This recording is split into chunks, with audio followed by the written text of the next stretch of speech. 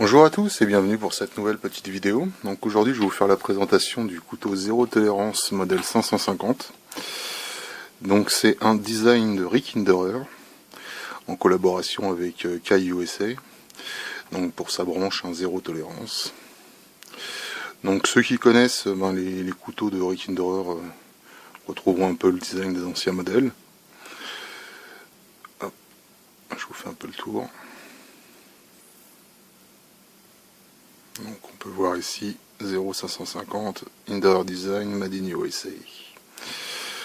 Donc c'est un couteau de type framelock, donc avec un frame entièrement en titane, et de l'autre côté une plaquette G10, assez simplement usinée, mais elle a un bon petit grip, il n'y a pas de souci, on l'a bien en main.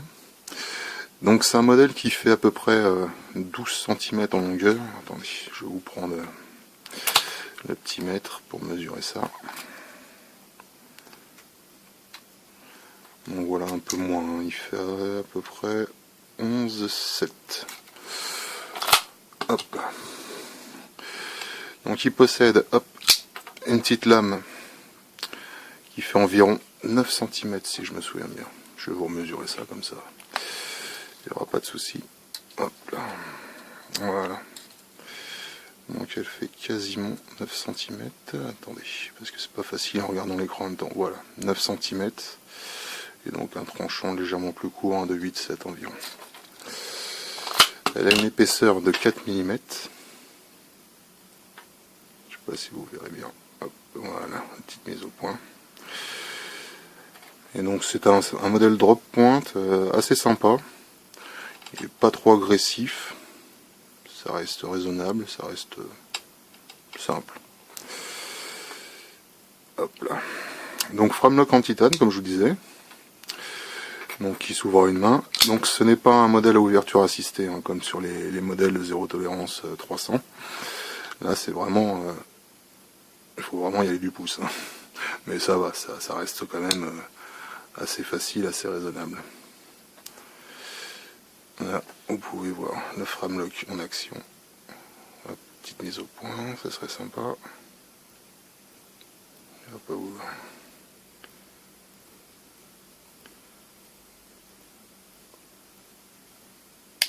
voilà. C'est un peu flou, c'est un peu dommage. Mais bon. Donc c'est un modèle, le premier modèle de 550. On le reconnaît déjà par son clip ceinture, qui dans le modèle 2 donc, est plus long et plus fin. Ce qui change aussi sur le modèle 2, donc c'est au niveau ici là, de l'évasement pour le framelock, il est à l'extérieur au lieu d'être à l'intérieur comme sur ce modèle là. Et il y a eu ensuite le modèle 3, donc, qui a donc les deux premiers changements par rapport au modèle 1, mais qui en plus a ici une petite vis qui sert pour le renfort en acier inoxydable ici du framelock. Un peu comme sur le modèle Domino de chez Spyderco, si vous avez vu mes vidéos précédentes. Hop. Donc c'est un modèle assez sympa. Donc au niveau largeur, hop, on est ici sur environ 100 clips ceinture, 15 mm. Ce qui est pas mal. Perso, bon, moi pour mes grosses mains, hein, j'ai vraiment bien en main, il n'y a pas de souci. Ça c'est franchement une bonne prise en main sur ce couteau là, plus que sur son grand frère ou son petit frère, le modèle 560, qui est un manche plus travaillé et qui est très joli hein, au niveau design, mais donc je trouve l'ergonomie beaucoup moins intéressante. Après ça dépend bien entendu toujours des goûts et des couleurs, et puis des mains de chacun sur la prise en main. Et voilà. Donc, c'est un couteau qui fait environ 170 grammes, si je me souviens bien, 170 grammes au niveau du poids. Et voilà. Donc je vous fais un petit tour, hop, histoire que vous puissiez bien voir. Donc vous voyez ici, plaquette à l'intérieur ajourée. Je sais pas si vous voyez bien la caméra. Pour gagner un peu de poids.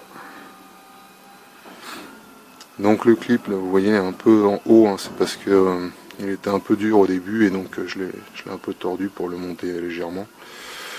Mais il n'y a pas de souci, hein. Quand on le prend en main et tout, il n'y a pas de problème. Il ne marque absolument pas dans la main. Il est vraiment bien ce clip. Bon, après ils l'ont changé, j'ai pas essayé le nouveau, mais bon, il faudra voir ce que ça donne. Voilà, donc ici, petite rondelle donc pour le framelock, hein, pour éviter qu'il se torde trop et qu'il s'ouvre trop. Et pour le clip, j'ai oublié de vous préciser, hop, c'est un clip 4 positions. Là, vous pouvez voir encore là, et ici. Pas sans ceinture, excusez-moi, passant pour la dragonne. Voilà. Non, c'est vraiment un petit modèle sympa. C'est pas le modèle qui a le plus de succès, hein. C'est chez Zéro Tolérance, hein, contrairement au modèle 300 ou des choses comme ça. Mais personnellement, je suis plus fan de ce modèle-là que des modèles 300. Après, comme je dis toujours, hein, chacun ses goûts, il n'y a pas de souci. Mais voilà. Voilà, donc petite vidéo, hop, tranquille. Je vais vous faire vite fait test de coupe avec un bâton. Hop, pour que vous voyez un peu ce que donne le S35 VN.